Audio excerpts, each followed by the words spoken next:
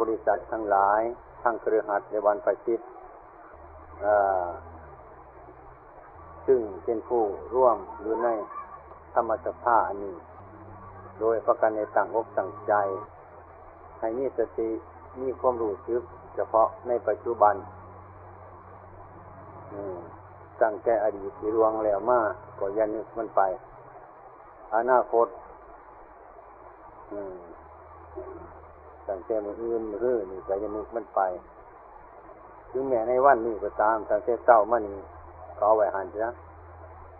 ตั้งแต่นี้ไป5ค่ำก็อย่าก็คิดมันไปในเวลานี้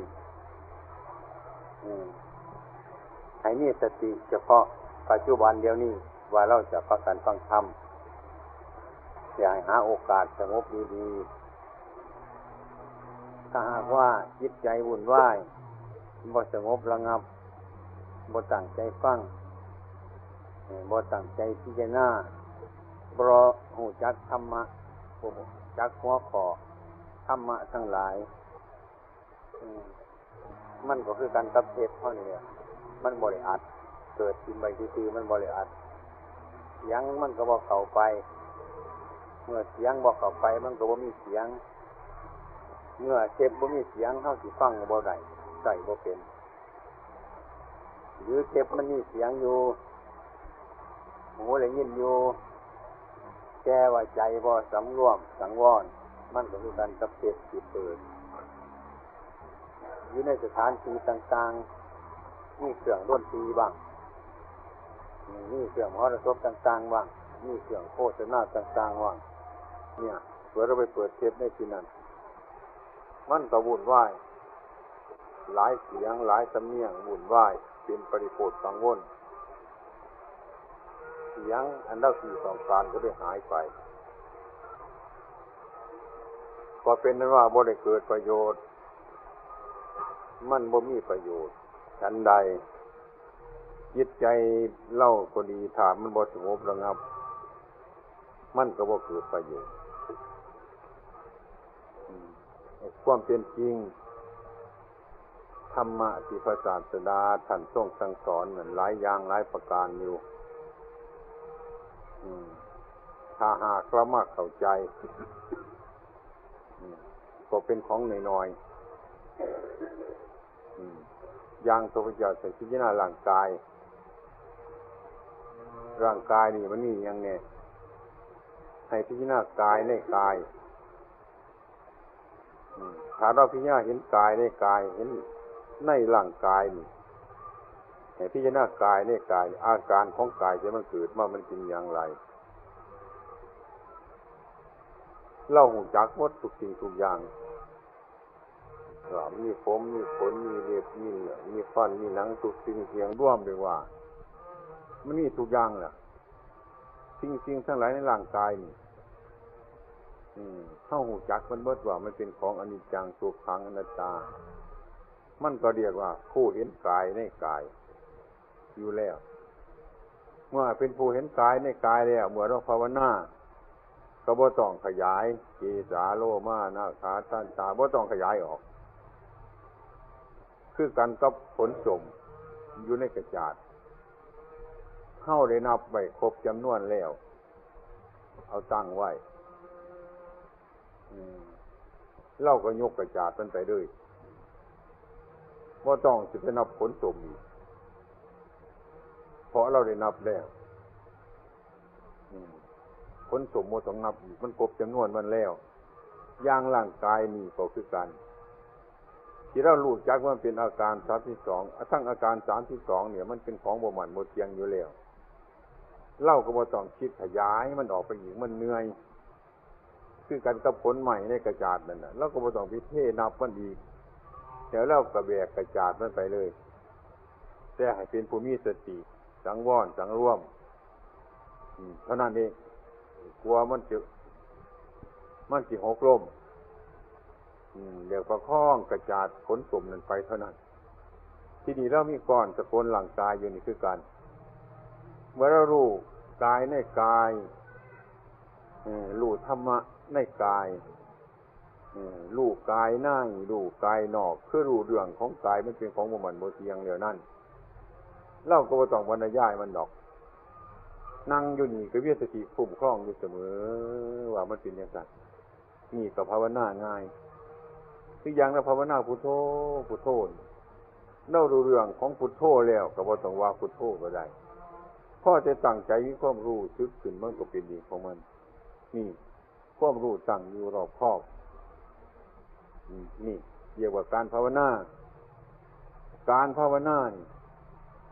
บางคนเราเฮ็ดน้ำมูจนตายกับวงการภาวนาไอ้ภาวนานี่คือบางคนที่เขาจะมันทำยากมากมาวัดหรืออยู่ไสกระสังข้าพระเจ้านั่งบ่ไหลความอดทนบ่มีมันปวดแข้งปวดขาปวดเหนือปวดตัวจังซี่นะก็เลยเป็นเหตุ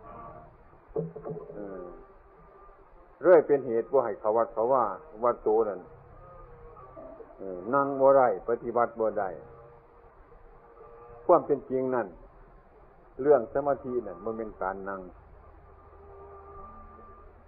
เรื่องสมาธินั่นมันเป็นการเดินมันเป็นการนอนมันเป็นการยืนอันนั้นมันยืนอันนั้นมันเดินอันนั้นมันลืมตาอันนี้มันรับตาเฉยๆเลยขั้นว่ารับตาแต่ที่เป็นสมาธิดุจมันบ่แม่นเห็นว่าคนเงานอนนั่นหมดเลยสมาธิบ่นั่นคือก็นั่งเงานอนหัวปูหัวฝาบอยู่นั่งสมาธิมันบ่แม่นนั่งสมาธิน่ะนั่งรับตากับสมาธิน่ะมันคนละอันสมาธินี่รับตาก็ได้ลืมตาก็ได้นั่งอยู่ก็ได้นอนอยู่ก็ได้เดินอยู่ก็ได้นี่สมาธิคือความตั้งใจมันเดี๋ยวก็มีความรอบคอบอยู่ในสติสังวรสังรวมระวัดระวังมีจิตดูจักความคิดชอบของตัวอยู่เสมอนั่นเบิ่งอารมณ์ภายในจิตที่มันเกิดขึ้นมาอย่างมันมีความรู้เกิดขึ้นมาวูบนึงนั่งอยู่มันมีความรู้หรือมันโกรธอีกคนวูบนึงหรือมันคิดถึงบ้านวูบนึงบางคนก็อ่อนใจเด้อข่อยบ่ไปนั่งแล้วนั่งบ่ได้คันนั่งมันขึ้นฮอดบ้านเนี่ยมันบาปมันบาปไว้ปานนั้นกับพระพุทธเจ้าบ่มีสิได้เป็นพระพุทธเจ้าหรอกเว้ยเพิ่นต้องขึ้นหาสิดูแก่เมียเพิ่นแล้ว5 ปีพุ่นตัว6 ปีพุ่นต้องไปได้บรรลุนี่ความคิดขึ้นวูบนึงจังซี่นะบางคนว่ามันบาปแล้วนะคล้ายๆว่ามันคิดขึ้นวูบนึงจะเฮาอย่าไปฆ่าคนแต่ว่าซั่นแล้วก็มีความรู้สึกวูบขึ้นที่หลังอีกฆ่าคนมันบ่ดีจังซี่มันก็เศร้ามันมีโทษบ่ไผว่าหรือมันอยากขโมยของเขาวูบขึ้นมาวูบนึงแล้วก็หยุดเดี๋ยวก็มีความรู้สึกเพิ่มขึ้นมาอีกวูบนึงว่ามันเป็นโทษแล้วก็หยุดมันสิเป็นบาปบ่ครับมันเป็นอย่างนี้นี่บ่แม่นว่ามีความรู้สึกขึ้นมาแล้วบาปโลดรู้สึกขึ้นมาแล้วบาปโลดรู้สึกขึ้นมาบาปโลดมันสิพ้นบ่ว่ามื้อนี้นั่นมันรู้สึกขึ้นมาแปลว่าความรู้สึกเกิดขึ้นมาครั้งที่1บ่ทันเป็นอีหยังครั้งที่2จะไปทำน้ำมันไปพอกมันลงมือทำน้ำมันทั้งกายทั้งวาจาทั้งจิตนั่นแหละเป็นได้บ่นั่นมันโดยเกิดอวิชชาคุบเข้ามาถ้าหากว่ามันเกิดขึ้นมาวูบนึงมันอยากไปขโมยของเขาอย่างนี้มีแต่ความรู้สึกแล้วขณะที่2เกิดขึ้นมาวูบนึงการขโมยของเขานี่เป็นบาปบ่ดีจังซั่นนี่ปัญญาอะไรนี่มันเป็นวิชาเข้ามาแล้วการกระทำจิตบ่สำเร็จนี่เรียกว่าการรู้เท่าเอาทันนี่เรียกว่าปัญญามันเกิดขึ้นมากระทบถ้าหากว่ามันอยากขโมยเขาวูบขึ้นมาหยุดวูบที่2ก็พอมันไปด้วยนั่นแหละโมหะธรรมดำเนินงานมันด้วยเดินคดีซ้ำคดีต่อไปด้วยนั่นเป็นโทษน่ะจิตนี่เรื่องของมันเป็นอย่างที่เรื่องของมันเพราะฉะนั้นลังคนเนี่ยคิดขึ้นมาระบาปโลดคิดขึ้นมาระบาปโลดคนบ่คิดมันจะมาที่นี่ปัญญา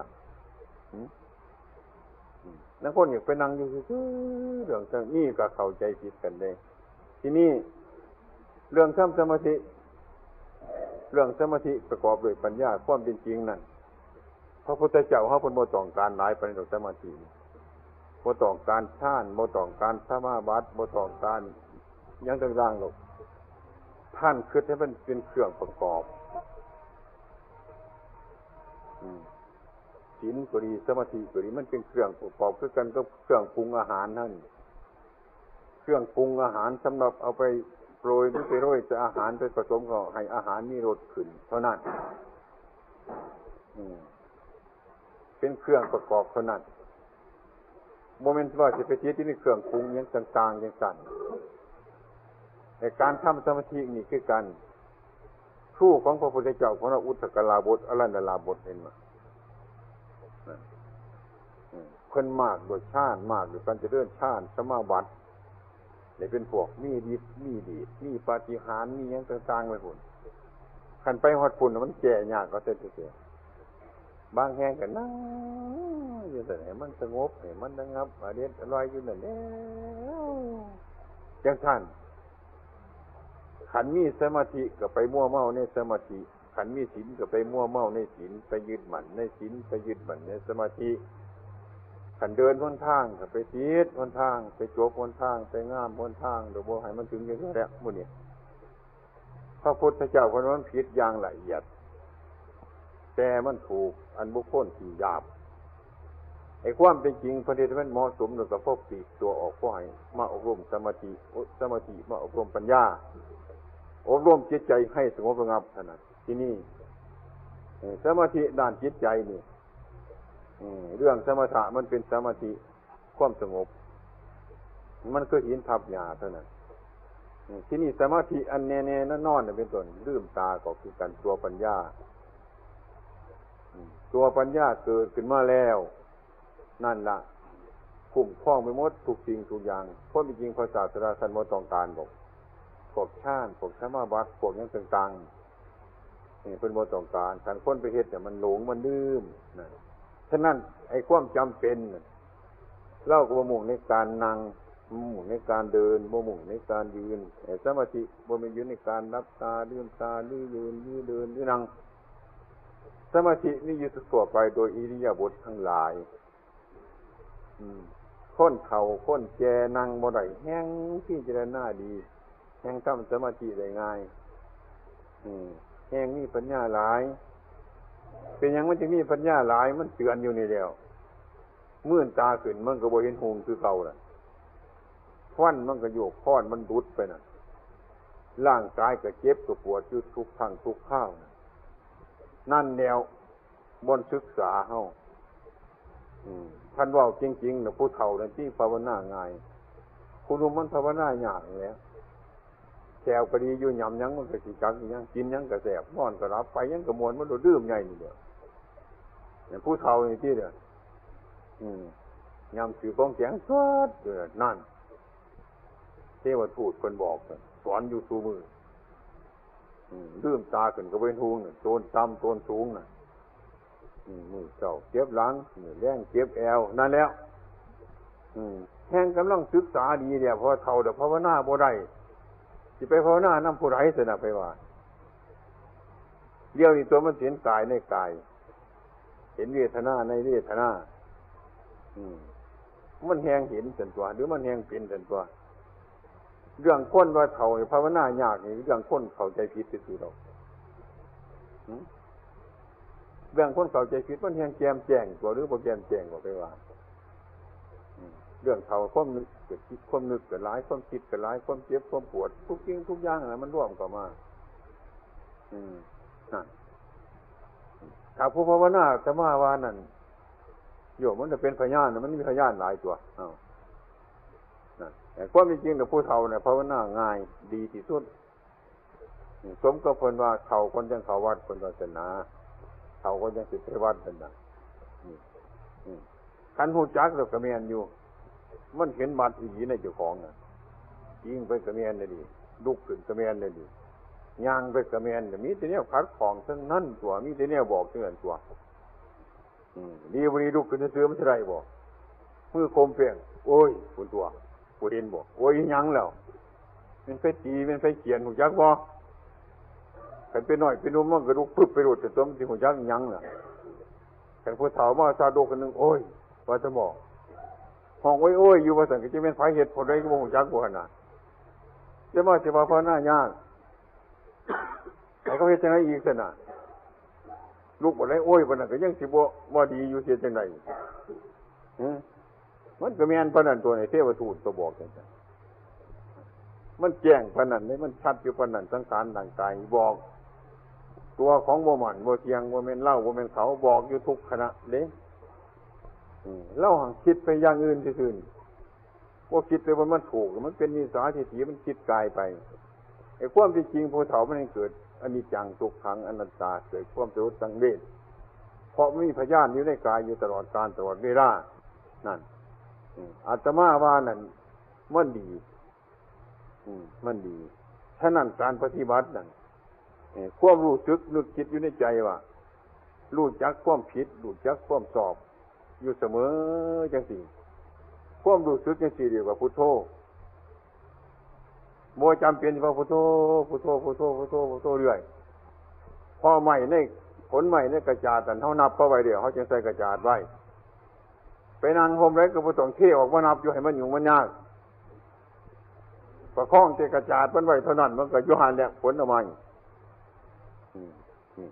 กันคนไปจิตเลยไปนั่งโฮมไรก็เที่ยวโฮมนั่นนับก็เจ็บใจไปหอดโฮมหน้าอีกก็เที่ยวอีกนับผลใหม่อันเก่าหันแล้วแต่ว่าตัวยากที่ไปเที่ยวมันดอกรวมมันไม่ได้กระจาดมันก็สบายเท่านั้นตัวขันโบเทขยันมันผิดเนี่ยขันโบเทขยันมันผิดขันว่าพุทโธขยันมันผิดมันผิดอีหยังมันก็ซ้ำเก่าบ้านเนี่ยมันแหงยากกว่าเก่าตัวนี่คนเห็นนับจะคนหมู่จักจำนวนผลใหม่เท่านั้นแล้วขันหมู่จักจำนวนผลมันเนี่ยเป็นส่วนที่พิเทมันดอกเห็นยังเอาไว้ในกระจาดทันเดียวนั่งกับนั่งยืนซื้อนอนกับนอนยืนซื้อยังกับยืนซื้อประคองจิตบ่อยเท่านั้นแล้วนั่นการสั่งคุณงามความดีการสั่งนามทำบุญทุกสิ่งทุกอย่างเข้าจริงว่านิพพานะปัจจโยโหตุให้เป็นปัจจัยต่อพระนิพพานให้เป็นปัจจัยต่อพระนิพพานในการให้ทานก็ดีการรักษาศีลก็ดีการเจริญภาวนาก็ดีการฟังพระธรรมเทศนาก็ดีให้ขอให้เป็นปัจจัยต่อพระนิพพานเดี๋ยวพระนิพพานเป็นยังไงเนาะพระนิพพานคือความโมยึดพระนิพพานคือความโมหมายพระนิพพานคือความวางนั่นความโมยึดโมหมายการสร้างน้ำทำบุญรักษาศีลเจริญเมตตาภาวนานี่เพื่อละกิเลสตัณหาให้มันวางจากตัววางจากตนวางจากเราวางจากเขาไม่ต้องปรารถนาใดๆนะที่ปรารถนานี่ข้าพเจ้าหวังเป็นนั่นหวังเป็นนี่ขอเป็นนี่ขอเป็นนั่นนี่สิเป็นคนที่ปรารถนานิพพานะปัจจโยโหตุให้เป็นปัจจัยต่อพระนิพพานการให้ทานก็คือการละก็คือการว่างนั่นการฟังเทศน์ฟังธรรมหูจักก็คือให้ละคือให้ว่างให้ถอนอุปทานออกจากของดีออกจากของชั่วที่แรกภาวนาเรียนรู้ให้หูจักความชั่วความผิดนั่นท่านเห็นผิดเห็นชั่วแล้วก็ละมันประพฤติคุณงามความดีคันได้ความดีเดี๋ยวก็เป็นต้นก็อย่าสิไปจิตดีให้อยู่ทั้งเทิงดียืนอยู่บนดีอย่าสิอยู่ใต้ความดีคันเฮาอยู่ใต้ความดีเนี่ยความดีบังคับเฮาเป็นธาตุของความดีนั่นความดีบังคับเฮาให้สร้างบาปสร้างกรรมให้สร้างหยังทุกสิ่งทุกอย่างความดีบังคับเฮาได้ผลที่ได้รับมันก็คือสิความบ่ดีคือเก่ามันเลยละบาปแล้วก็บำเพ็ญบุญบำเพ็ญบุญให้อยู่เหนือบุญอยู่เหนือบุญอยู่เหนือบาปทำไปด้วยการละด้วยการว่างทุกสิ่งทุกอย่างก็คือการถ้าทำจิตใจว่างๆอย่างที่เดียวมันเป็นปัจจัยต่อพระนิพพานปราศจากความอยากปราศจากกิเลสปราศจากตัณหามันก็มาร่วมกับข้อปฏิบัติคือมรรคคืออริยสัจ คือสัจธรรมคืออริยสัจสี่มีปัญญาให้รู้เท่าตัณหาที่เรียกว่าสมุทัยสมุทัยคือตัณหากามตัณหาภาวะตัณหาวิภาวะตัณหานี่เป็นตัวสมุทัยท่านปรารถนาเอานั่นเอานี่มันเขาได้แง่นี่ถ้าเขาได้แง่นี่มันก็บำรุงทุกข์ให้เกิดขึ้นมาเพราะม่วนนี่มันชวนให้ทุกข์เกิดเพราะม่วนนี่มันบอกให้ทุกข์เกิดเพราะม่วนนี่ทุกข์เกิดจากอันจริงทั้งหลายเหล่านี้เพราะอันนี้คือว่าเหตุถูกปัจจโยคือว่าเป็นเหตุของทุกข์ทั้งหลายถ้าเรามาสร้างเหตุทุกข์สร้างเหตุทุกข์ทุกข์มันก็เกิดตัวสร้างเหตุทุกข์คือสมุทัยสมุทัยคือตัณหาคือความอยากสิ้นล้นกระวนกระวายเนี่ยความอยากเป็นธาตุของความอยากเป็นธาตุของตัณหาเรียกว่าสร้างบาปสร้างกรรมเพราะความอยากทุกสิ่งทุกอย่างอันนี้มันก็ทุกข์เกิดขึ้นมาจากความอยากทุกข์แต่มันเป็นดูกของความอยากกันละว่าง่ายๆทุกข์มันเป็นดูกของความอยากความอยากเนี่ยมันเป็นพ่อเป็นแม่ของทุกข์มันเป็นดูกของความอยากขันมันมีพ่อมีแม่แต่มันก็เกิดทุกข์ขึ้นมาได้ขันมันเบิดพ่อเบิดแม่แต่เป็นต้นทุกข์ก็เกิดขึ้นเมื่อไรดูกมันบ่มีนั่นมันเป็นเรื่องของอย่างที่ถ้าเราภาวนาจังสีมันสิร่วมเข้ามาบ่นี้ที่นี่ตัณหาอันใดที่มันเกิดความอยากขึ้นมานะอันมันเกิดความอยากขึ้นมาความอยากทั้งหลายนี่ฟังก็ยากอยู่เลยบางคนว่าสิอยากเก่าอยากน้ำอยากนั่นอยากนี่อยากทุกสิ่งทุกอย่างมันก็เป็นตัณหาความเป็นจริงอันนี้ธรรมดามันมีอยู่ดอกนะธรรมดามันมีอยู่เอาใครๆว่าอยากเข่าอย่างเสียกินเข่าสักกับอาหารซะก็แล้วนั่นกินเข่ากับอาหารเดี๋ยวก็แล้วธรรมดานี่เรียกว่าอยากจนในขอบเขตบ่มีโทษอยากอันนี้บ่แม่นกามคันแม่นกามมันเกินอยากไปอีกกินไปทั่วบ้านกินข้าวอิ่มแล้วก็กินแนวอันแนวผ้ามันยากผ้ามันลำบากนั่นแหละกินเหล้ากินเบียร์กินไปตัวสีตัวแลนเจนสารพัดตั้งแต่ที่กินอาจจะมาเคยเว้านักเกี่ยวเขาเคยเว้าให้ฟังเมื่องยังขอกว่ากินสมองดิ่งนะเอาดิ่งเป็นตัวโตไว้ตัวโตเป็นจ่อทั้งหัวมันเอายังสับเอาซ่อนเท่านี้ตักเอาสมองดิ่งดิบๆมากินนี่มันกินเป็นเพศเป็นผีมันบ่กินธรรมดาม่วนนี่มันกินเป็นตัณหามันกินอย่างสั้นเดี๋ยวก็หาว่าเลือดดิ่งบ่มีกำลังเดี๋ยวก็หาว่าเดือดทางบ่มีกำลังไปหายิ่งมันมาโตกมาจูบกินใส่เหล้าอย่างมันบ่แม่นธรรมดาอันนั้นมันเป็นกามเอาเหล้าก็ไปแน่เอาเบียร์ก็ไปแน่กินไปทุกสิ่งสารพัดนั่นน่ะมื้อนี้นั่นพวกกรรมกรเขาน่ะลูกหนูนิดหน่อยเกิดขึ้นมาแดงๆจับหางมันอ้าปากเอาป้อนกระโดดคืนมันมีกำลังว่าซั่นนี่มันบ่แม่นกินธรรมดาเนี่ยมันกินเผ็ดกินผีมันกินเป็นกามกินฟืนกินไฟกินไปตัวทีบตัวแลนมีความอยากจังซี่เรียกว่าตัณหามันบ่พอดีการพูดก็ดีการกินก็ดีการแต่งเนื้อแต่งกายก็ดีการมันเกินการพอดีถ้ากินถ้านอนถ้านั่งเนี่ยเป็นต้นเป็นของพอดีแต่มันบ่เป็นโทษให้ฮู้จักเจ้าของจังซั่นอันนี้มันบ่เป็นตัวสมุทัยถ้าคนเรารู้จักประหยัดใช้ในสิ่งทั้งหลายเหล่านี้เดี๋ยวเฮาก็สิพากันสบายเดี๋ยวการภาวนาการประพฤติปฏิบัติการบุญการกุศลนี่มันก็บ่เป็นของยากเท่าใดบ่เป็นของลำบากเท่าใดถ้าเราเข้าใจในสิ่งทั้งหลายเหล่านี้แล้วนะการบาปการบุญทั้งหลายเราเข้าใจว่าบาปคืออีหยังบุญคืออีหยังบุญก็คือคุณงามความดีหั่นแหละพูดก็ดีทำก็ดีคิดก็ดีมันบ่เบียดเบียนเจ้าของก็บ่เบียดเบียนในป่าน่ะสาวหั่น มันก็สบายเท่านั้นตัวมันสิเป็นกามบ่มันก็สบาย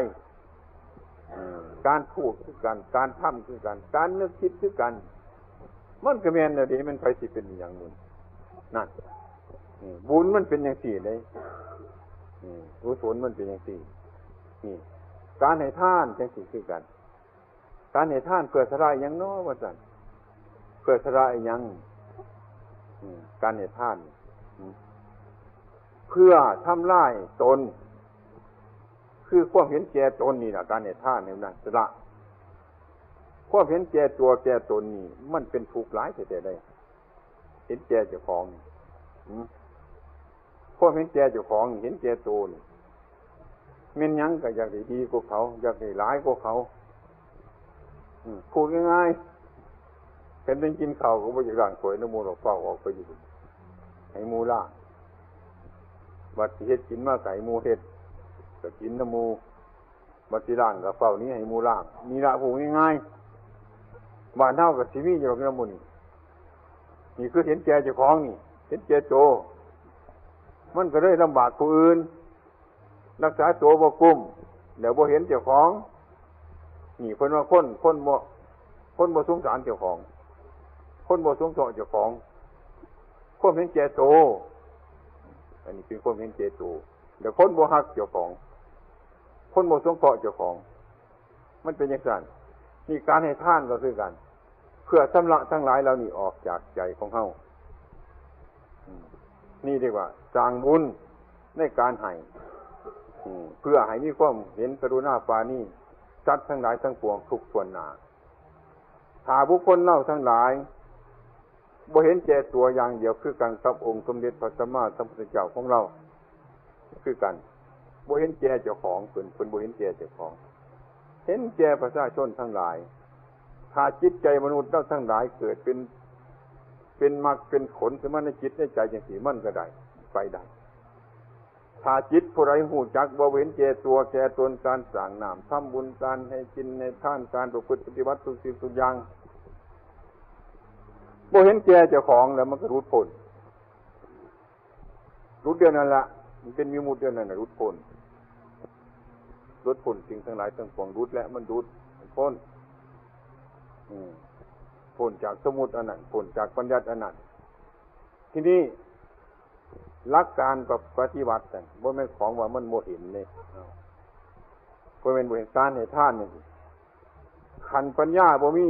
มันก็บ่เกิดบุญมันบ่รู้เรื่องของมันคือการให้ทานก็หายหาจะปล่อยไปขโมยของเขาก็ขโมยเนี่ยหาปล่อยจะให้คนก็หายเฮ็ดบ่มีความหมายคือการกำน้ำในตุ่มตักออกอีกขันนึงก็ตักมาใส่อีกขันนึงเดี๋ยวตักออกอีกขันนึงก็ตักมาใส่อีกขันนึงเห็นมันสิเวิร์ดบ่ไฟว่าเห็นมันสิเป็นนิพพานะปัจจโยโหตุบ่มันสิเป็นปัจจัยต่อปณิพพานบ่มีบ่เดี๋ยวน้ำในโอ่งมันสิแห้งบ่ตักออกขันนึงก็ตักใส่ขันนึงเฮ็ดอยู่จังซี่ล่ะนี่เห็นมันสิเวิร์ดบ่น้ำตุ่มนั่นไฟว่าจังซี่แหละนี่วัฏฏะมันเป็นจังซี่เด้มันกลับไปกลับมากลับไปก็นี่เป็นตัววัฏฏะจังซี่ถ้าหากว่าพูดถึงการละความดีละบาปนั่นมีแต่ตักออกเลยน้อยๆก็สร้างมันตักออกมีแต่บ่เอาเข้ามาค่อยตักออกไปขันน้อยก็สร้างมันค่อยตักออกอันนี้มันสิมีเวลาแห้งได้เด้มีเวลาเบิดได้น้ำในตุ่มนั่นสิเบิดขันตักออกขันนึงตักเข้าขันนึงตักออกขันนึงตักเข้าขันนึงหาเบิ่งดูหาเบิ่งบนน้ำสิบกมีบอกให้ว่าขึ้นเบิ่งดูขึ้นได้อีดอกมื้อนี้ถ้ำมื้อนี้บ่แม่นถ้ำอยู่ไกลดอกถ้ำอยู่ในหม้อนี่ไปเฮ็ดเบิ่งอยู่บ้านนี่เด้อมันสิมีเวลาเบิดบ่มื้อนี้เฮ็ดเบิ่งซะมื้ออื่นก็เฮ็ดเบิ่งมันสิบกบ่น้ำขันนั่นน้ำในตุ่มนั่นมันสิมีโอกาสแห้งบ่สัพพปาปัตตะอาการนังกุตระสูปะสัมปทาสาจิตตะประโยชน์ปนังการละบาปเบื้องแรกการละความชั่วการละความผิดต่างหากเล่า เมื่อมีการละก็บำเพ็ญขึ้นมาละมันออกไปละมันออกไปทีเดียวน้อยก็สร้างมันละมันออกมีว่าละบาปเนี่ยละความชั่วเฮ็ดเป็นไรบุญเฮ็ดจังไดบุญมันอยู่บนไหนบุญมันก็คือปลาเนี่ยไปคือปลาอยู่ในน้ำการถ้าเอาน้ำออกมันก็เห็นตัวปลาของง่ายๆตักออกคันหนึ่งกับตักเก่าคันหนึ่งกับโบเห็นแล้วตัวปลากับโบเห็นแล้วควบตัวใดๆถ้าโบตักออกเวิร์ดถ้าโบละมันก็โบเห็นตัวถูกโบเห็นตัวบุญแล้วกลับไปกลับมาก็คือบนโบเห็นควบวกควบแห่งน้ำในโอ่งนั่นแล้วตักเก่าก็ตักออกตักออกก็ตักเก่าก็ซ้ำเก่าเอาไปมาป่วยการซ้ำบ่มีความหมายซ้ำฟังเทศน์บ่มีความหมายให้ทานบ่มีความหมายฟังธรรมบ่มีความหมายเรื่อยเป็นผู้บ่ฮู้จักหลักพุทธศาสนาหังนี้ตั้งแต่เฮ็ดอยู่จังซั่นล่ะหังเฮ็ดบ่ถือเรื่องเฮ็ดบ่เข้าเรื่องมันบ่ถูกจุดมันนั่นฉะนั้นพระพุทธเจ้าของเราท่านสอนการประพฤติปฏิบัตินี่ท่านบ่หมายถึงนักบวชนักพจน์ท่านหมายถึงนักปฏิบัติถูกปฏิบัติดีปฏิบัติชอบสุปฏิปันโนเป็นผู้ปฏิบัติดีอุชุปฏิปันโนเป็นผู้ปฏิบัติตรงยายาปฏิปันโนเป็นผู้ปฏิบัติเพื่อเกิดมรรคผลนิพพานสามีจิปฏิปันโนเป็นผู้ปฏิบัติชอบจริงเป็นไปให้ได้จังซี่นั่นน่ะเป็นสงฆ์สาวกนั่นน่ะเป็นสาวกพุทธเจ้าไม่ออกอยู่ในบ้านก็เป็นสาวกได้ออกอยู่ในบ้านก็เป็นสาวกได้คือคุณธรรมอันนี้ให้สมบูรณ์บริบูรณ์แล้วก็เป็นสาวกเป็นสาวกของท่านได้ตรัสรู้ตามเป็นจริงได้นี่ฉะนั้นบรรดาพวกพุทธบริษัทเจ้าทั้งหลายเข้าใจบ่ค่อยถึงเข้าใจบ่ค่อยรู้จักนั่นอย่างฟังเทศน์คือกันเนี่ยบางคนก็ยังอ่อนอยู่หลายอย่างว่าฟังเทศน์ทำบุญทั้งหลายอาตมาว่าจะเอาบุญท่านไฟเอาบุญให้ท่านเพื่อเอาบุญได้บาปเนี่ยฟังบ่จะออกได้นี่ก็ดีท่านไฟว่าจะเอาบุญเนี่ยผู้นั้นเอาบาปได้บาปโดนท่านทำบุญเพื่อการปล่อยการว่างอันนั้นได้บุญท่านทำเพื่อจะเอาได้บาปนี่คนผู้จะเอาบุญคนผู้จะอะไรดงง่วงแล้วบ้านี้นี่เข้าวัดฟังธรรมหลักพุทธศาสนาฟังธรรมนี่ยากฟังบ่ค่อยออกฟังบ่ค่อยออกเพราะการรักษาศีลของมนุษย์ทั้งหลายการสมาธิมนุษย์ทั้งหลายการให้ทานทั้งหลายเพื่อสิเอาคืนเพื่อสิเอาบุญเพื่อสิเอานะที่นี่ขันธ์ห้ามันได้นะขันธ์ห้ามันได้มันไผได้บาดนี้ก็เฮาสิได้บัดหามันสิเสียบาดนี้ของไผสิเสียอีกบาดนี้นะบ่แม่นของคนผู้มีอยู่หั่นบ่มันสิเสียคันมันสิเสียบาดนี้มันไผสิทุกข์บ่แม่นเจ้าของน่ะบ่สิทุกข์บาดแน่มันก็เกี่ยวบ่นี่คือเก่าบ่นั่นตัวที่นี่ถ้าเฮาทำใจว่างๆจะได้มันได้เบิดเทิงสวรรค์เทิงนิพพานเทิงมนุษย์สมบัติสวรรค์สมบัตินิพพานสมบัติได้เบิดการในท่านบ่ยึดบ่หมายว่างไปใจก็สบายสบายสบายนั่นน่ะมันได้ละหรือได้ว่างเพื่อกันก็แบกไม้เป็นหนักยาวสมนักคันแบกอยู่เนี่ยมันบ่ได้ดอกว่าสั่นเพิ่นว่าบ่ได้อีหยังนั่นน่ะมันได้อยู่มันทางได้หนักนั่นมันทางบ่ได้เบาเดี๋ยวเฮาสิต้องการเบาไว้สิแบกคันแบกไปแล้วมันบ่ได้เพิ่นว่าจังซี่ดอกเถียงแล้วเว้ยเฮาบ่เข้าใจกันคือเฮาต้องการความสุขต้องการความสบายต้องการความสงบต้องการความระงับคือเฮาต้องการความเบาเห็นแบกไม้ไปจังถิ่มซาบ่บ่ได้คันแบกไปมันบ่ได้ดอกคันถิ่มมันจังสิได้สองคนก็เถียงกันไปอยู่ซั่นนี่ก็ดีผู้หนึ่งว่ามันได้หนักคันได้หนักแต่ผู้หนึ่งมันบ่ได้เบาคันทำบุญกุศลเพื่อปรารถนาเพิ่นว่ามันบ่ได้มันได้ภพมันได้ชาติมันบ่เป็นปัจจัยต่อพระนิพพานพระนิพพานมันการละการว่างอันนี้เฮาสิไปเอาไปยึดไปหมั่นไปหมาย มันบ่เป็นปัจจัยต่อพระนิพพานนั่นพระพุทธเจ้าคนนี้เพ่งนุ่งหันนั่นคือบุญนั่นคือกุศลเฮาสร้างคุณงามความดีใส่ยังกระจังเมื่อเฮาสร้างลงไปแล้วเป็นต้นการนั้นอาจชื่อว่าเฮามีพละอันหมดไปแล้ววางท่านเกิดสะกิเลสละตัณหาบ่แม่นท่านเกิดสร้างกิเลสสร้างตัณหาสร้างอุปทานเท่านี้มันไกลกันได้หลายมันไกลกันได้แล้วมันสิไปไสมันบ่ไปทางไหนแล้วเท่านั้นนั่นน่ะมันถูกแล้วเดี๋ยวมันแม่นแล้วนั่นคนเฮาทั้งหลายโดยมากพุทธบริษัทเราทั้งหลายทั้งตั้งใจฟังเทศน์ฟังธรรมให้กินให้ทานทุกสิ่งทุกอย่างมาคำพูดจังซี่ก็ฟังบ่ค่อยออกคำพูดนี่ฟังบ่ค่อยออกเพราะมันหยังม่านคืออวิชชาแล้วก็คือความหลงแล้วก็คือตัณหาไอ้ความอยากได้ความอยากมีหรือความอยากเป็นนั่นมันปกปิดจิตใจไว้นั่นแล้วก็มันได้สบายชั่วคราวสบายชั่วคราวยังคือมันเป็นจังซี่อย่างเฮาโกรธแต่คนผู้หนึงเฮาหายคนผู้หนึงจังซี่ล่ะนั่งก็บ่เป็นสุขนอนก็บ่เป็นสุขยืนก็บ่เป็นสุขนะมันเกลียดให้เขา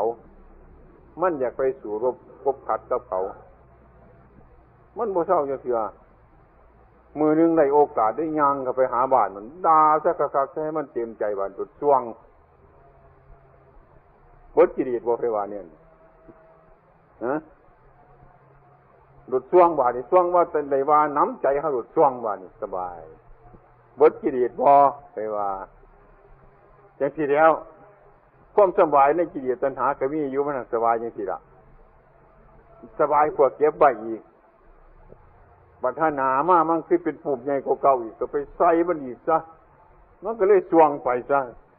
กิเลสอันนี้มันเบิดบ่นี่คือกันกับคนมีลูกตายเมียตายมีของหายต่างๆไปกินเหล้าแก้กุ้มไปดูหนังแก้กุ้มจังซั่นเด้มันก็แก้กุ้มมีดีบัดไปกินเหล้าแล้วบ่แม่นมันแก้กุ้มหรอกคือมันกุ้มหลายกว่าเก่ามันได้ลืมอันเก่านั่นจ้ะก็ได้ว่ามันแก้กุ้มหมายความว่าจังซั่นคือกันก็เฮามีแผลที่เท้าของเฮาสิย่างไปโดยธรรมดาก็โอ้ยมีแต่หญ้ามันสิแทงไม้มันสิแทงเจ็บหลายปวดหลายเดินเข้าไปน้ำปลาน้ำทางเขาได้เห็นเสือขโมยมาสิแล่นโดดบาดนี่ยินสิเจ็บอยู่บ่เจ็บเป็นหยังความกลัวของเสือน่ะมันแห้งหลายเดิน3 โคกก็ลืมปีนไปมันเจ็บมันจะเกาหายเบิดนี่เดี๋ยวว่ามันแก้เจ็บคือมันย่านหลายกว่าเก่านั่นปีนมีแผลจนเป็นเรื่องเล็กเรื่องทะเลาะกับบ้านกับเมืองมันเป็นเรื่องใหญ่แต่ก่อนน่ะคันเอาเหล่ามาใส่กับมันหลงใหญ่กว่านั้นเรื่องเก่านี่เลยลืมด้วยเข้าใจว่ามันแก้กุ้มจังซี่ได้ที่นี่บ่หายมาบ่นี่เป็นเรื่องเก่าโผล่ขึ้นมาอีกแน่มันแก้บ่ได้ก็ได้แก้กุ้มอีกก็เลยเป็นโรคตับแข็งซะจนได้แก่ได้แก่ไปแก่มาตายเป็นจังซั่นมันแก่กุ้มนี่ล่ะมันก็มีวันสบายคือกันต่อไปมันสบายของคนโง่มันหมดความทุกข์ของคนโง่มันเป็นจังซั่นเดี๋ยวเป็นคนที่บ่มีปัญญาลักษณะพวกนี้มันสับสนอยู่ในอาการจิตของเฮามันสบายนี่กันให้ปล่อยตามใจของเฮาเดี๋ยวเฮาก็สบายอันที่สบายน่ะคือเจ็บความบ่สบายไว้เสมอทีเดียวเมื่อไรมันระเบิดขึ้นมามันก็สิเจ็บหายกว่าเก่าปวดหายกว่าเก่านั่นคือกันกับแผลของเฮารักษามันแสดงเป็นต้นปากแผลมันก็ดีนี่แต่ทางในมันยังอยู่จังซี่มันก็บ่มีวันสิสบายมองดูเผินๆก็ยังแผลมันหายคันมันอักเสบขึ้นมาก็ไปพาอีกแน่นถ้าทางในมันบ่ดีเด้มันก็ไปพาบ่เท่าจังเทื่อหาได้ไปนั่นถ้ามันยิบจองสิกันแต่ทางนอกทางในมันก็เป็นคือเก่ามาแล้ว อันนี้เรื่องโลกก็เป็นอย่างที่ฉะนั้นมันจึงเป็นเรื่องของโมแล้วขอบัญญัติของโลกในกลุ่มชนหมู่หนึ่งในหมู่หนึ่งเป็นต้นมันจึงได้แก้กันเรื่อยตั้งอันนี้ขึ้นมาตั้งกฎอันนี้ขึ้นก็ตั้งขึ้นพร้อมกันตั้งขึ้นมันก็พักกันแก้เลิกตั้งอันนั้นขึ้นเพราะมันแม่นเนี่ยพร้อมกันเพ่อีกแก้ตั้งไปอย่างสั้นนี่เรียกว่ามันบ่ดีมันจะทางในมันดีแต่ปากแผลของมันอักเสบพาเรื่อยนี่เป็นต้นเป็นเรื่องบ่ดีมาทางในคนดีอยู่แต่ปากคือกันดีอยู่แต่ตาคือกันดีอยู่แต่หูคือกันบ่ดีถึงใจมันก็ดีไปอย่างสั้นแล้วกันขึ้นรถไฟมาพอกันโอ้ยครับผมขึ้นหอดคุ้นเกินมาสิพยายามอยู่ตัวคนว่าเลี้ยวเท่านั้นน่ะมันบ่ได้แม่นดอกมันบอกเอาซื่อๆหันบอกเอาบ่เห็นกันทันอันนี้มันดีแต่นอกมันบ่ดีทางในเบ้าซื่อๆดอกมันพอได้สูบยาน้ำเขาหันจังหน่อยพอได้กินกาแฟเดี๋ยวตัวนี้ดอกไปพอผู้นาก็ว่าคือกันอีกโอ้ยคุณผมขึ้นหอดอยู่ว่าสิไปเยี่ยมอยู่ไหนก็บ่ทันได้ไปเห็นเนี่ยก็ดีแต่จะไม่ขึ้นหอดกันหลายคนว่าเรารอสูบยาซ่องรอกินกาแฟเท่านั้นก็แล้วดอกอันนี้คนดีทั้งนอกบ่อึดเนี่ยนี่จังซั่นน่ะมันทั้งดีจังซั่นอันนี้เรียกว่ามันดีทั้งนอกมันบ่ดีถึงทางในมันเป็นเรื่องของอย่างที่พระบรมศาสดาของเราท่านบัญญัติธรรมบัญญัติวินัยรอบแล้วพอบ่มีอื่นจะไปกว่านี้ไผสิแก้บ่ได้มันสุดหันวินัยของเพิ่นธรรมะของเพิ่นเป็นต้นก็บ่ได้แก้อีกเจ้าคันเฮ็ดไปไว้แล้วเอาเข้าอีกก็บ่ได้สิเพิ่มอีกก็บ่ได้สิแก้เอาอีกก็บ่ได้สิถอนก็บ่ได้เพราะของนั้นเป็นธรรมชาติที่คนเพิ่มบ่ได้เป็นธรรมชาติที่คนเอาออกบ่ได้คือธรรมชาตินั้นมันพอดีแล้วมันแม่นแล้วมันตรงแล้วฉะนั้นบรรดาพุทธบริษัทเราทั้งหลายมาฟังพระธรรมเทศนามาศึกษาในธรรมะเพื่อให้รู้ข้อเท็จจริงอย่างนี้ถ้ารู้ข้อเท็จจริงแล้วอย่างนี้ใจเฮาสิถึงธรรมะธรรมะสิถึงใจก็ถึงธรรมะเมื่อผู้ใดใจถึงธรรมะนี่เป็นต้นเป็นใจสบายใจสงบใจระงับใจบ่มีทางแก้ไขบ่มีทางดีเที่ยง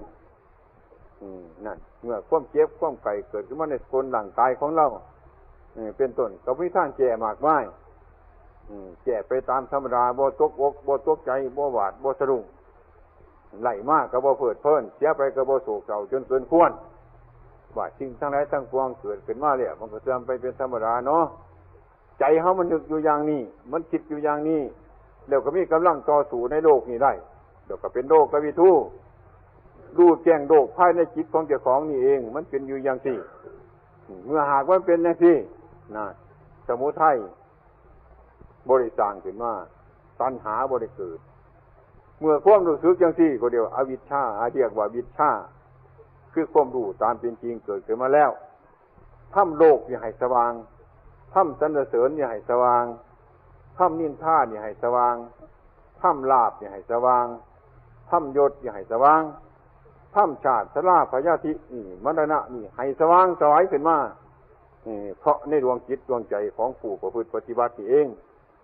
นั่นผู้ถึงธรรมะแล้วบ่มีทางที่แก้ไขอีหยังแก้ไปพอสมควรแก้ไปถึงที่ควรแก้ได้คือพระศาสดาท่านสอนนั่นแล้วสอนบุรุษผู้ที่ควรสอนได้เนี่ยผู้ที่ควรสอนบ่ได้เพิ่นก็ทิ่มไปเพิ่นบ่ทิ่มมันก็ทิ่มอยู่แล้วมันทิ่มมันอยู่แล้วเพิ่นก็จังทิ่มคันทิ่มคนสิขาดเมตตาบ่ถนัดเพิ่นว่าห้วยอบูบงนาวีกับว่าจะเกิดขาดเมตตาบ่ถนัดมันใส่บ่ได้ของใส่บ่ได้เพิ่นก็ทิ่มคำที่ว่าเพิ่นทิ่มนั่นเพิ่นบ่ทิ่มดอกมันทิ่มมันอยู่แล้วมันใส่บ่ได้อยู่แล้วกับสรรเสริญท่านอีกเพียงว่าท่านเป็นผู้มีปัญญาบ่เก็บสิ่งทั้งปวงมาปะปนกันให้มันยุ่งมันยากอีกท่านมีหูแก้วตาทิพย์จังซั่นท่านรู้แจ้งตามเป็นจริงอย่างนั้นท่านจึงรู้ในโลกอันนี้ได้เป็นโลกวิทูท่านรู้แจ้งถึงโลกทั้งหลายท่านจึงควรภัยในวัฏสงสารพุทธบริษัทเราทั้งหลายก็คือกันสารมารู้สิ่งทั้งหลายแล้วนี่ล่ะเราก็สบายที่นี่สิ่งทั้งหลายที่มันพาเราสุขหรือพาเราทุกข์เนี่ย มันอยู่ใส่ให้คิดมึงดูมีแต่สิ่งเล่าสิสร้างมันขึ้นมาทั้งนั้นอันไหนที่เราสร้างมันขึ้นมาแล้วอันไรก็เรานึกว่าอันนั้นมันเป็นของเรานี่อันนั้นละมันจะให้โทษเราแล้วก็มันจะให้ประโยชน์เรามันจะให้โทษเรากับสิ่งเหล่านี้มันจะให้คุณเท่ากับสิ่งเหล่านี้ฉะนั้นพระศาสดาตรัสสอนว่าให้ดูในการกระทำของเจ้าของดูในการสร้างของเจ้าของอันใดที่มีความรักมากที่มีความหึงมากมีความแพงมากมีความอะไรมากตัวนั้นละตัวจุดสำคัญ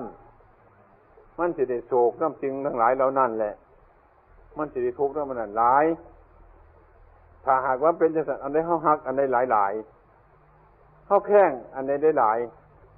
เฮาก็เบิ่งกะคักที่เบิ่งกะคักที่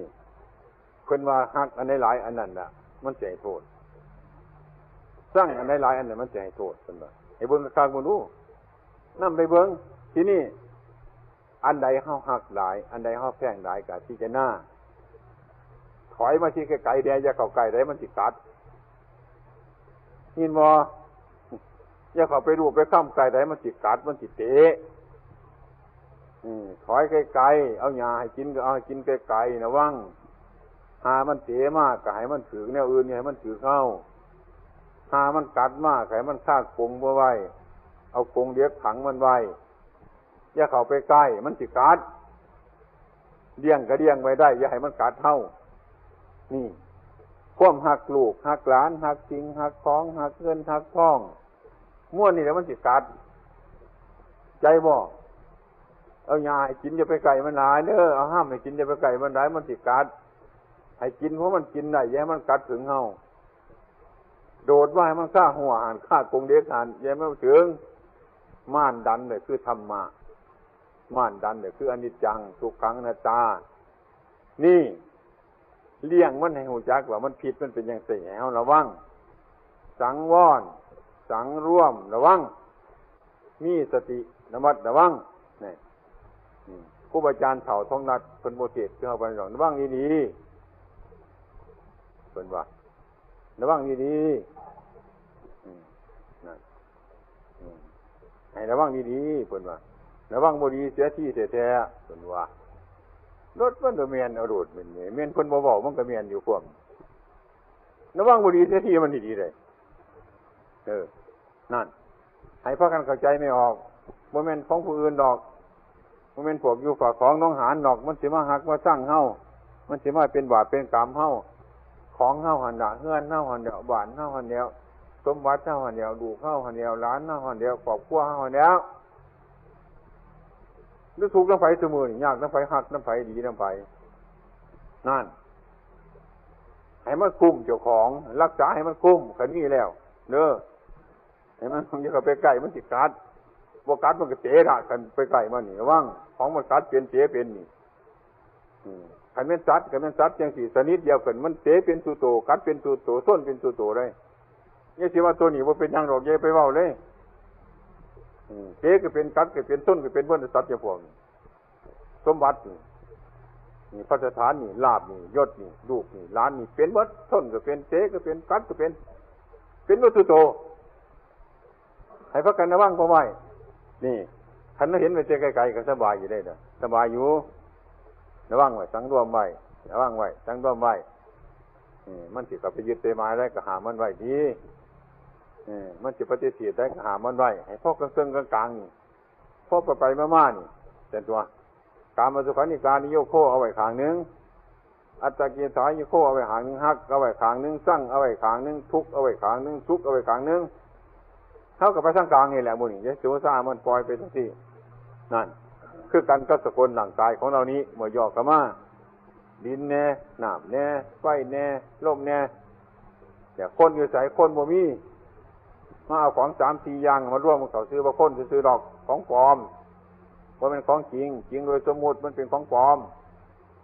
บัดท่านเป็นมาบัดท่ามันเป็นมาแต่ก็เป็นคือเก่ามันก็มาทั้งเก่าก็ขึ้นทั้งเก่ามาแล้ว เฮาเป็นผู้มาอยู่น้ำนี่เฮาก็ให้เขาคืนม้วนดินก็ส่งไปหาดินม้วนน้ำก็ส่งให้มันเป็นน้ำม้วนลมก็ส่งให้มันเป็นลมม้วนไฟก็ส่งให้มันเป็นไฟอย่างนั้นตัวหรือสิเรียนน้ำเอาอีหยังหมู่นี่มันทั้งเป็นอย่างนั้นเฮามาอาศัยอยู่จังซี่เฮาก็อยู่จังซี่จึงข้าวที่ไปเขาก็ไปไก่เขาไปจึงข้าวเขามาไก่เขามาสภาวะทั้งหลายเกิดเดี๋ยวกรับอยู่จังซี่เองอันนี้หูจักว่าจึงทั้งหลายมันไหลอยู่เลื่อนอยู่ไหลอยู่เกิดอยู่รับอยู่เสมอทุกการทุกเวลา อันนี้แหละการให้ทานก็ดีการฟังธรรมก็ดีการรักษาศีลก็ดีการเจริญภาวนาให้เกิดปัญญาเกิดปัญญาเพื่อความหลุดพ้นจากสิ่งทั้งหลายเหล่านี้นั่น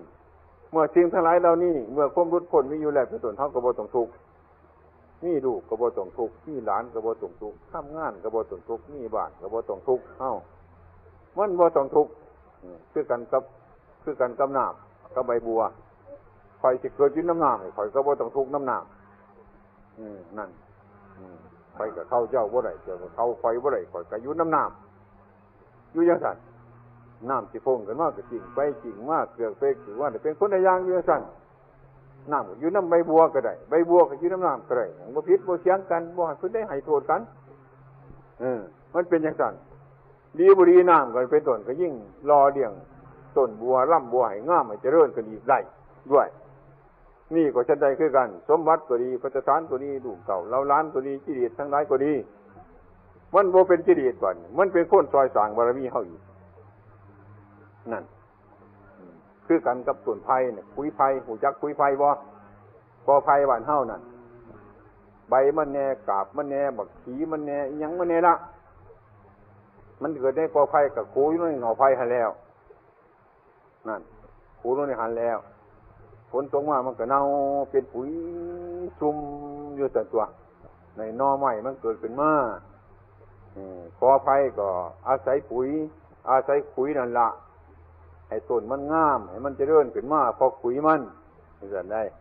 นอก็หลายต้นก็ใหญ่ล่ำก็ใหญ่ขายก็มีราคานั่นแล้วบ่มีแนวเดียวเลยบาดนี้ปัญหาย่ำเดินหาปัญหาไฟป่ามันมาระวังเด้อบาดนี้เด้อมันสิมาใหม่ขุยไผ่ได้บาดนี้ขุยไผ่มันสิเป็นไฟมันสิใหม่เงาไผ่ได้บาดนี้เด้อแน่ได้กินนอใหม่จะสิฟ้องจะเพิ่นหลายนี่แจงจะจะนั่งแต่มันแสบอย่างสั่นได้ปัญหาไฟป่ามามันสิมาใหม่ขุยไผ่ใหม่ขุยไผ่มันสิใหม่กอไผ่มันสิใหม่ต้นไผ่กอไผ่มันสิตายเข้าใจบ่ลูกก็ดีหลานก็ดีเมียก็ดีสมบัติก็ดีพัฒฐานก็ดีนั่นแหละมันก็เจริญงอกงามความหักความแพงความอยู่เย็นเป็นสุขก็สบายจะตายแล้วบรรดาไผ่มันบ่มาบรรดาไผ่มันมาบรรดาไผ่มันใหม่บาดนี้มันสิกระมวลนั่นแล้วลูกคนนั้นหลานคนนี้พี่ผู้นั้นน้องคนนี้แล้วบานสิควรสิควรในตระกูลนั่นสิเป็นทุกข์ก็เพราะตระกูลในตระกูลนั่นแล้วตระกูลนั่นสิทุกข์ก็เพราะคนในตระกูลนั่นแล้วก็ซึ่งก็ขุยไผ่นั่นแหละไปค่อยเสียใหม่ก็ไผ่ก็เพราะขุยมันนั่นแหละพอไผ่มันสิงามก็เพราะมันได้เป็นเรื่องมันอยู่จังซี่มันงามเดี๋ยวก็บ่งามบ่งามเดี๋ยวก็งามนั่นจะเดินเดี๋ยวก็เสื่อมเดี๋ยวก็จะเดินขันเท่ารู้เท่าต่อความเสื่อมรู้เท่าต่อความเจริญเนี่ยมันสิเจริญไปมันก็เจริญไปมันก็หมดมันสิเสื่อมไปมันก็สุดได้เจริญขึ้นมันก็สุดได้มันก็เป็นซ้ำเก่ามาหั่นแหละคือกันก็ไฟใหม่เมืองอุบลเฮาเนี่ยให้ว่าสั่นเป็นเบิดน้ำตาปัญหามันใหม่เนี่ยว่าถนนคือออกกว้างกว่าเก่าเฮ็ดขึ้นหลายสั่นกว่าเก่าหัวมวนกว่าเก่าเดียวนี่หัวแห้งกว่าเก่าสามมวนหลายกว่าเก่าน่ะเป็นยังบ่มันจะเป็นจังซั่นมันก็เป็นจังซี่ก็ใหม่จังซี่มันก็เจริญจังซี่นั่นมันเสื่อมจังซั่นมันเจริญจังซี่มันก็มีตั้งสุดของมันจังซั่นอันนี้น่ะเพิ่นว่าให้พิจารณาเอาไว้เมื่อมีชีวิตอยู่การนึกถึงความตายเอาไว้อย่าสิว่ามันยืนอย่าสิว่ามันนานถ้าเราจนก็อย่าสินึกเบียดเบียนผู้อื่นอย่านึกอภัพอับจนขยันในการงานของเจ้าของสร้างขึ้นทำขึ้นกันดำกันด้วยก็อย่าสิหลงว่ามันดำมันด้วยมีความสุขสบายมันบ่ยากเศรษฐีเป็นคนจนมือ1 2 มือก็ได้คนจนเป็นเศรษฐีก็เป็นมันเนื่องจากของมันบ่มันเนื่องจากของมันบ่เที่ยง มันเป็นอยู่อย่างที่ฉะนั้นพระบรมศาสดาพุ่นน่ะอัปปมาโทมัจจิโนปะทังคนประมาทเดี๋ยวเหมือนคนตายอย่าพากันประมาทสัตว์ทั้งหลายสังขารทั้งหลายเป็นของบ่หมั่นบ่เที่ยงจะไปยึดมั่นถือมั่นมันเลยทั้งดีใจก็ตามทั้งเสียใจก็ตามทั้งเจริญก็ตามทั้งเสื่อมก็ตามผลที่สุดเดี๋ยวมันก็เป็นอยู่จังซั่นเองบ่ได้ไปทางไหนให้พากันเข้าใจจังซั่นทีนี้อยู่ในโลกถ้าเราพิจารณาจังซี่จะพ้นภัยทางในโลกมันก็มีอยู่ในโลกคือกันกับแมงคิดโปมนั่นแมงคิดโปมมันขวดดินขวดตรงเดือกขี้ฝอยมันก็ใหญ่ขึ้นใหญ่ก็ใหญ่ขี้ดินดอกมันก็ใหญ่อยู่ขี้ดินนั่นแล้วขวดตรงไปหลายกับขี้ฝอยก็แห้งหลายกับหัวมันก็แห้งเลิกเลิกก็เลิกอยู่ในขี้ดินนี่หรอกบ่ได้เลิกขึ้นทั้งฟ้าทั้งหมอกหรอกขี้ฝอยมันใหญ่ก็ใหญ่กับขี้ดินดอกมันเป็นกล้วยฝ่ากล้วยเดือนนี่ยังหรอกเป็นอย่างนั้นของจีดินสมบัตินี่คือการฉันใดแม่งจีโปมมันก็แสดงสีมือมันจะซื้อหรอกตัวใดมันขยันตัวใดมันเพี้ยนมันก็หูมันก็เลิกหวยมันก็ใหญ่แสดงบุญวาสนาบารมีของคนเกิดมาในโลกบุญวาสนาบารมีหลายก็มีปัญญาหาก็หาไว้ได้หลายหาไว้หลายก็อยู่ในโลกนี่ละของโลกคือกล้วยแม่งจีโปมมันแล้วหัวมันก็เลิกอยู่ดินนี่กล้วยก็ใหญ่อยู่ดินนี่หลายก็หลายอยู่ในโลกนี่สมบัติของโลกนี่ละให้เข้าใจจังซี่ให้ว่างไว้จังซี่ให้มันได้มีหน่อยก็เป็นของหน่อยเด้มีหน่อยก็ของโลกมีหลายก็ของโลกตัวให้ภาวนาดูๆมุ่นอย่าสิพากันประมาทคนพี่หน้าทางนั้นทางนี้อยู่เสมอนั่นแหละให้เห็นไปสองทางอย่าสิดึงไปข้างเดียวโดดขันความดีใจมีขึ้นมาก็ให้มาคั่วบางทางนี้อีกมันสิเสียอยู่ตัวนี้นั่นนั่นให้มันสุกข้างนั้นก็อย่าเสียเอาข้างเดียวจ้าเอามาข้ามทางนี้ก็